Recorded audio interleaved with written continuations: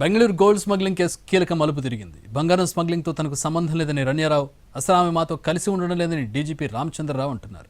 దీంతో ఈ కేసులో మరిన్ని వివరాలు రాబట్టుకునేందుకు పోలీసులు విశ్వ ప్రయత్నాలు చేస్తున్నారు.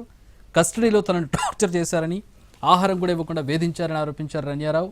తెల్ల కాగితాలపై సంతకాలు తీసుకున్నారని, ఈ కేసుతో తనకు సంబంధం లేదని గట్టిగా చెప్తున్నారు.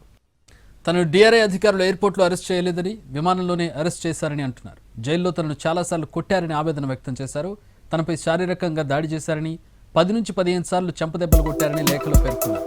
డిఆర్ఐ అధికారులు తయారు చేసిన స్టేట్మెంట్లపై సంతకాలు చేయాలని ఒత్తిడి తెచ్చారని, 40 ఖాళీ పేపర్లపై 50 నుంచి 60 తెల్ల కాగితాలపై సంతకాలు చేయించుకున్నారని అంటున్నారు రణ్య. ఢిల్లీకి చెందిన కొందరు వ్యక్తులు తనను తప్పుడు కేసులో ఇరికించారని ఆరోపిస్తున్నారు రణ్య. ఇక ఈ కేసులో తన పెంపుడు తండ్రి ప్రమేయం లేదని ఆమె లేఖలో అయితే మార్చి 7న డిఆర్ఐకి రణ్యారావు ఇచ్చిన వాంగ్మూలం మరోలా ఉంది. స్మగ్లింగ్ చేయడం ఇదే మొదటిసారి రణ్యారావు పెంపుడు తండ్రి డీజీపీ రామచంద్రరావును సెలవుపై వెళ్లాలని ఆదేశించింది కర్ణాటక ప్రభుత్వం. కారణాలైతే ప్రస్తావించారు. ప్రస్తుతం ఆయన Karnataka state housing and infrastructure development corporation chairman ఎండీగా కొనసాగుతారు. ఈ కేసు వ్యవహారంపై పూర్తి స్థాయి